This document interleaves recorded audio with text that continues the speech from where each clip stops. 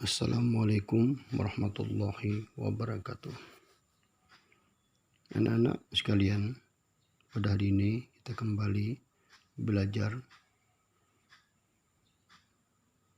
pelajaran tema 1 mata pelajaran Bahasa Indonesia dengan judul menulis laporan. Dalam hal ini, Bapak akan menjelaskan tentang masalah menulis laporan. Apakah kamu sudah pernah membaca atau menyusun laporan? Pengertian laporan itu adalah merupakan sebuah bentuk penyampaian berita atau keterangan mengenai keadaan atau kegiatan yang berdasarkan fakta yang disusun setelah melakukan pengamatan terhadap suatu keadaan atau benda, dan bukan berdasarkan secara rekayasa. Dalam hal ini, apakah anak-anak pernah membaca atau menyusun sebuah laporan? Mungkin bisa dikatakan bisa, dan mungkin juga bisa dikatakan tidak bisa atau belum pernah untuk membaca ataupun menyusun laporan. Cuman kalau menurut pendapat Bapak, kemungkinan anak-anak sekolah itu sudah pernah bisa membaca atau menyusun laporan berdasarkan sekolah masing-masing. Yang Bapak contohkan ini adalah misalkan adalah sebuah laporan sekolah, mungkin bisa dari kelas 4 sampai kelas 5 SD atau madrasah, atau juga bisa 2 SMP atau SMA. Kenapa dapat Bapak katakan bahwa anak-anak sekolah itu bisa atau pernah membaca dan menyusun laporan? Karena di dalam suatu sekolah itu ada suatu struktur yang dibentuk oleh ketua kelas, dibentuk oleh wali kelas, yaitu kepengurusan, ketua, sekretaris, dan bendahara, dan ditambah dengan seksi-seksi yang lain seperti seksi keagamaan, seksi keamanan, seksi kebersihan, dan seksi-seksi yang lainnya. Dalam penulisan laporan ini, sebelumnya kita harus mengetahui judul laporan dulu. Judul laporan apa? Misalkan judul laporan adalah tentang keuangan. Dan ini Bapak contohkan adalah siswa atau siswi yang berada di sekolah SD, bisa madrasah, bisa SMP atau SMA juga bisa, yang pernah menjabat atau yang pernah menjadi sekretaris atau bendahara. Kenapa dapat Bapak katakan demikian? Biasanya di dalam sekolah-sekolah itu ada disuruh untuk mengumpulkan uang, apakah dari guru yang bersangkutan ataupun dari guru-guru yang lain, dalam rangka untuk mencari dana, misalkan dalam bentuk memberi sumbangan kepada orang lain, dalam bentuk misalkan memberi sumbangan kepada fakir miskin, dalam bentuk sumbangan kepada orang tua yang sudah, kepada salah seorang orang tua yang meninggal dunia, juga bisa dikatakan demikian. Nah, setelah hal yang demikian, lalu kita disuruh oleh wali kelas untuk mencatat.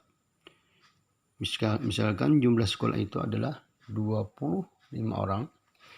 Jadi waktu yang ditentukan oleh ibu guru misalkan 1 minggu, maka dalam 1 minggu itu harus sudah selesai. Misalkan pada hari yang pertama itu ada 10 orang, misalkan catat hari apa, jam berapa. Kemudian di hari yang kedua misalkan ada berapa orang, di hari ketiga ada berapa orang, sampai semuanya terkumpul dan selesai, semuanya sudah terbayarkan. Tadi itu merupakan sesuatu bentuk pengumpulan uang dalam bentuk sumbangan bisa, ataupun dalam bentuk yang lainnya. Tetapi tentu saja seperti Bapak katakan tadi, bahwa itu judul laporan harus ditulis. Tujuannya apa? Tujuannya itu tadi memberikan sumbangan, memberikan bantuan kepada orang yang memerlukan, apakah dia terkena musibah, apakah dia memang fakir miskin, ataupun yang dianggap tidak mampu, dan hal-hal yang lainnya. Waktu dan tempat pelaksanaan, seperti yang Bapak katakan tadi, waktunya misalkan pada waktu istirahat, tempat pelaksanaannya ya di sekolah-sekolah. Jadi jangan waktu mengganggu belajar pada waktu KBM, kegiatan belajar mengajar.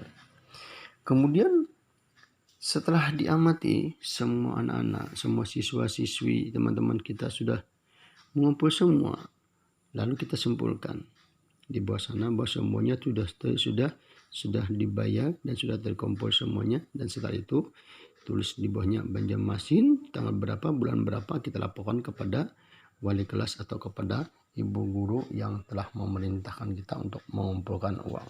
Nah, mungkin ini biji contoh dari Bapak. Bisa juga contoh yang lain misalkan adalah sebuah arisan. Di sekolah kan biasanya juga ada arisan. Misalkan si A jadi bendahara, sementara jadi anggota-anggotanya adalah si B, si C, si D, sampai si Z. Si ketua ini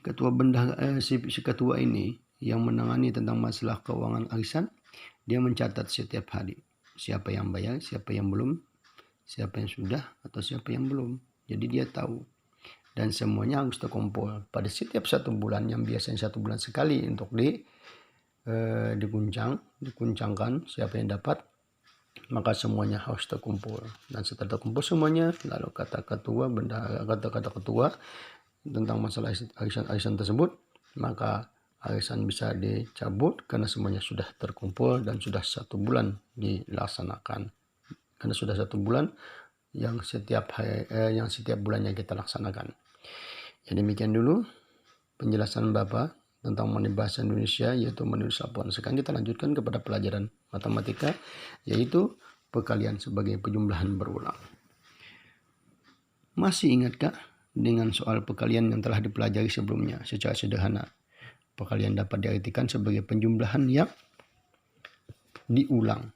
Perkalian juga terdapat dalam bentuk cerita, dalam bentuk soal cerita. Contoh, silakan buka pada halaman 62. Pak Fatoni memiliki 5 akuarium. Artinya 5 akuarium ini adalah tempat daripada ikan.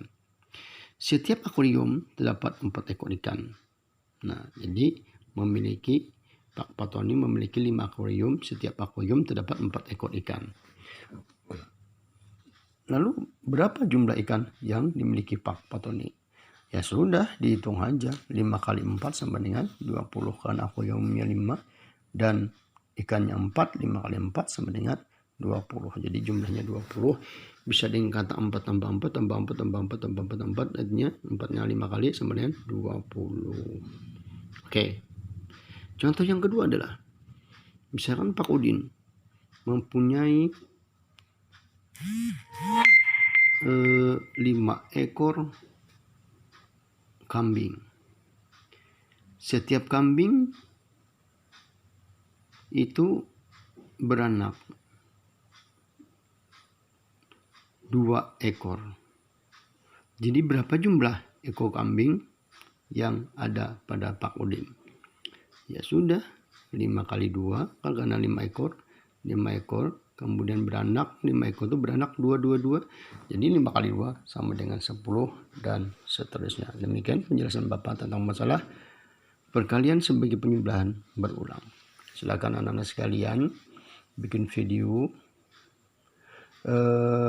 Tidak usah, sekarang anak silahkan tulis soal yang Bapak bacakan ini, ya, yang Bapak bacakan. Kemudian silahkan kirim jawabannya ke WA pribadi Bapak. Soal yang pertama. Sebuah akuarium terdapat 6 ekor ikan, dengan ikan betina 3 ekor dan ikan jantan 3 ekor. Jika ikan betina bertelur sebanyak 20 butir dan menetes semua, berapa jumlah ikan dalam akuarium? Soal yang pertama. Yang kedua,